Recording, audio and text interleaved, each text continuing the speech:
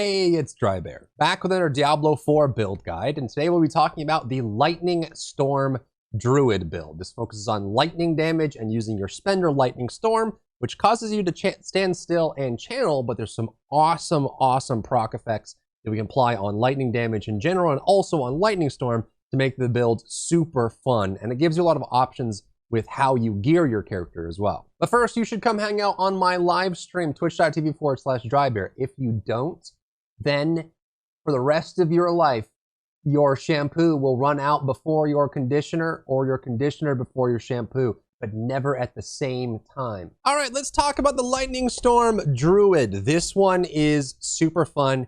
It's probably a little harder to level with, but Storm Strike is good enough. Lightning Storm is great, and once you get more spirit generation, it starts to work well, but it's super strong at endgame and a lot of fun to play as well. So starting with the basic build, we'll go through all the abilities, the changes, the modifiers, and passives, and we'll put it all together at the end with Legendaries. So starting with your basic builder, Storm Strike. The reason you want Storm Strike and Lightning Storm is we're going to get plus lightning damage on our gear, but we also have tons of passives that proc bonus effects when we deal lightning damage. So we want both our builder and our spender to be lightning damage. Storm Strike is our only builder that has lightning damage on it, and it's pretty good too. So we'll want to max this out pretty early because it gives us good damage. We also want to get the modifier for chance to immobilize, and then we also want it to chain to additional targets. This helps when clearing dungeons and doing world events. It doesn't matter as much on bosses, but you're just building and hitting in that general direction anyways. For our spender, obviously we're taking Lightning Storm. This one is a channel,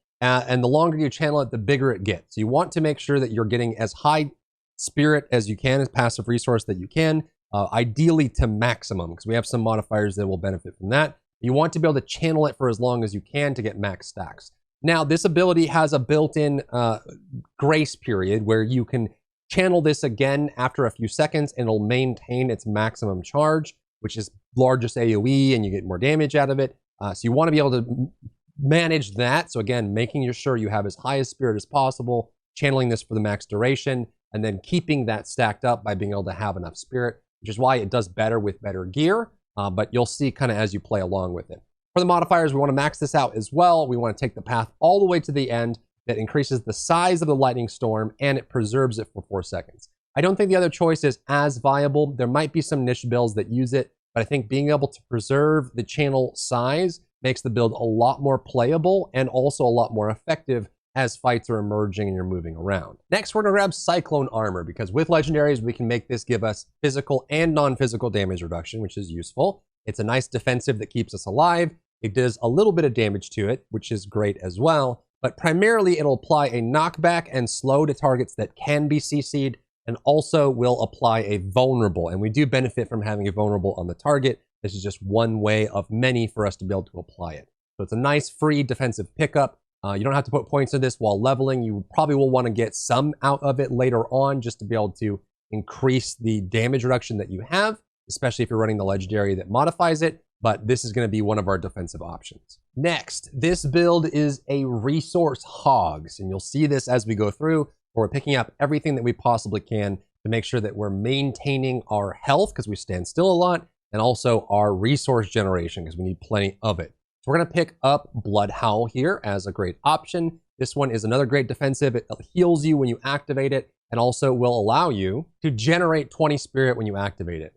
Again, once you have really great gear and you're towards endgame with Paragon, you may not need Blood Howl in the build anymore, but I would say that if you're going to choose to level with this and you're using it for mid-game to early late game, you're definitely going to want to have Blood Howl in there. You desperately need as much spirit as you can in this build, and it's an easy way to not only give you healing, which you need, and some spirit generation, which is great. Because we took 2 defensives, we need to free up a slot somewhere, and there isn't really a good fit for any of the companions in this build, so we're going to skip all of the companion abilities in this build. Special mention to these passives here in the core tree. One will make it so you get more spirit, one will increase your core ability damage, and another will allow you to generate more spirit. I think these are going to be super useful for almost every Druid build, especially if it's builder spender focused, like casting versus transformation or ability. But in this case, these 3 are going to be super useful for this build. Under Wrath, we want Hurricane. This is a really great way for us to get more vulnerable opportunities, slowing on enemies, more CC, and just more damage throughput. Because we are standing still,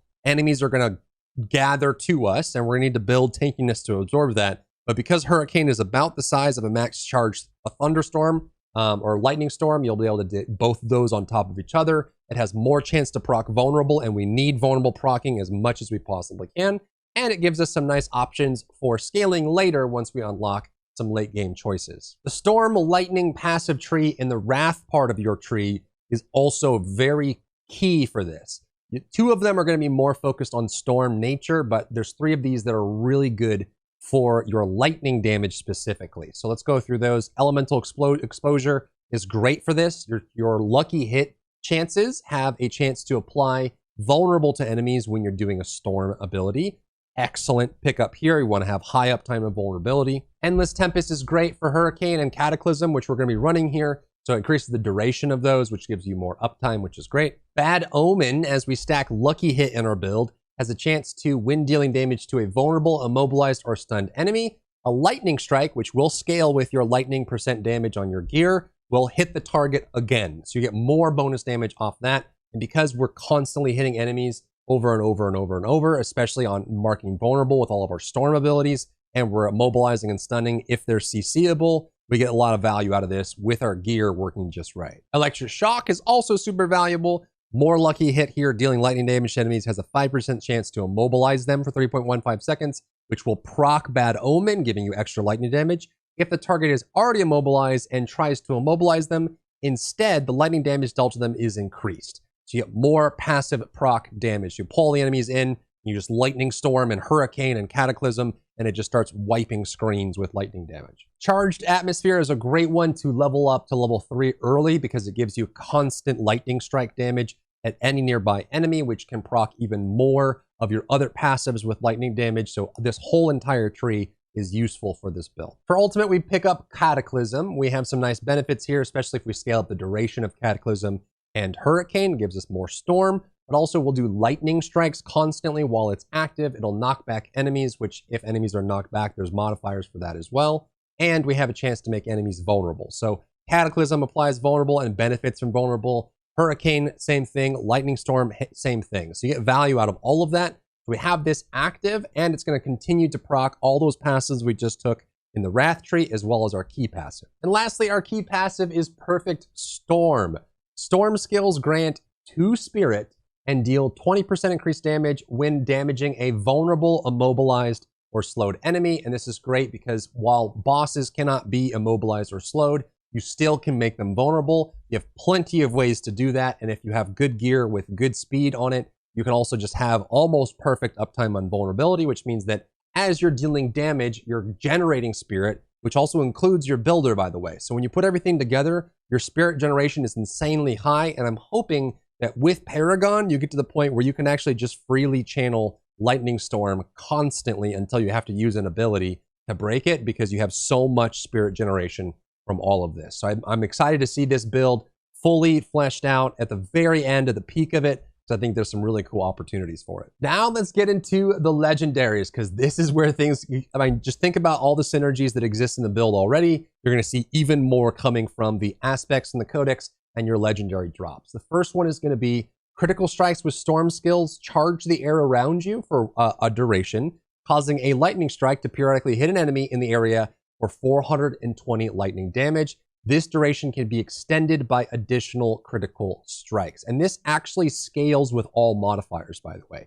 So you can actually get some really, really insane scaling off of this. I've had this storm clear rooms by itself. So while it's active, it's just lightning striking every second or so, killing enemies and doing tons of damage. And I didn't have to do anything. And that lightning damage can be scaled up by your gear as well, which is cool. A free pickup is the aspect that gives you basic skill attack speed. This is nice because Storm Strike is inherently melee. So it's nice to be able to spam that, although it could be something that you work out of your build later on once you have very high spirit generation. As you primarily, you'll just be doing damage from your storm abilities, your passive effect storm abilities, plus your lightning storm.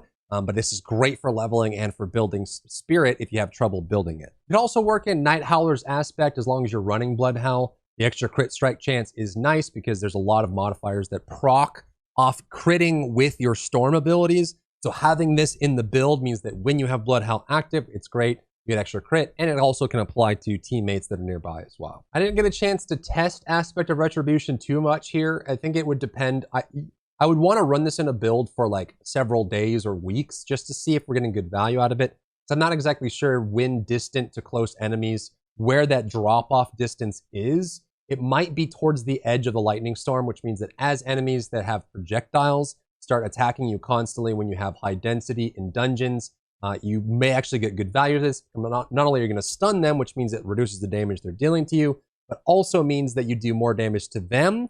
And on top of that, you get more benefits from stunning, right? If you hit a target that's stunned with lightning damage, we have procs that go off from that. So Aspect of Retribution could be really clutch. I just didn't really get to see it in full swing in order to see if it's valuable or not. Aspect of the Tempest is great, especially as you start getting more cooldown reduction towards the end of the game. It means that hurricane damage is increased by an amount each second while it's active. If you increase the duration of hurricane for the storm build, you'll be able to do more and more and more and more. And this is helpful, especially for world bosses and big bosses that have big hitboxes, because you can just keep ticking and ticking and ticking and getting full value out of Hurricane. Aspect of the Umbral is super valuable, but if you're doing boss pulls, it may not be as valuable. You restore your spirit, your primary resource, when you CC an enemy. This includes slows, immobilizes, stuns, things like that. So you'll be able to get some good spirit generation out of this.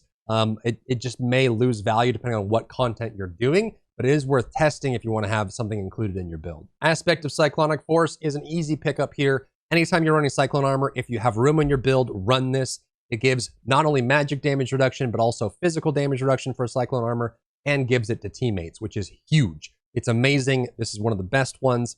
You run Cyclone Armor, try to fit it into your build. I normally recommend Aspect of the Expectant for most builds, but in this case, I think towards in early game, this can actually be quite useful. But I think because how often you switch between Storm Strike and Lightning Storm and how long you channel Lightning Storm for, I don't think I can recommend it for this. I don't think you'll get good value out of it. You're probably better off putting in just defensive options rather than just this, like the Legendary that gives you a barrier when you hit an elite enemy. Might even be better than this because you're going to be standing still channeling so much.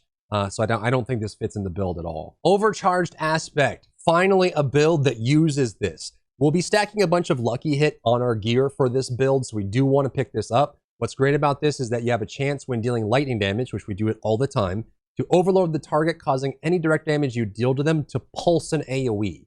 So as you're pulling targets in for your Lightning Storm, Hurricane, Cataclysm area that you're kind of just knocking out, Overcharge Aspect procs, you're doing tons of direct damage with that hit and proccing it here. It's probably better in groups, as there's only, you won't get benefit from AoE direction, but you will get this from Storm Strike. So if you see it proc, you can do some single target damage on them, get this AoE damage out of it, and it's really good for killing elites that have adds. And we're going to be running Lucky Hit anyway, so you can get some value out of it. Edgemaster's Aspect is another one to keep an eye out for. And this could actually be nerfed or changed, because the casting of your Lightning Storm may count as a singular cast. Skills deal damage based on your available primary resource. Again, if you have high spirit, you can get some good value out of that. I wasn't able to get some good testing on whether or not this applies to every tick or if it gets updated per cast or how this works, but it could be super useful, especially if you have high spirit generation with your key passive. You're always at high spirit, you get bonus damage off this. This can be really useful in this build, and likely once we have Paragon, it's going to be a nice fit as well. And that's the build. I'm personally very excited about using this one and taking it to its limit. I think there's a chance for this to really fly off the rails and get out of control. If you enjoyed the video, leave me a like, hang out on my live stream, or don't. I can't control what you do, but either way, have fun in game, and we'll see you around. If you enjoyed yourself today, leave a like down below. You can support me and my work on Patreon and view Patreon exclusive content, link in the description. Thank you so much for tuning in, and I'll see you in the next one.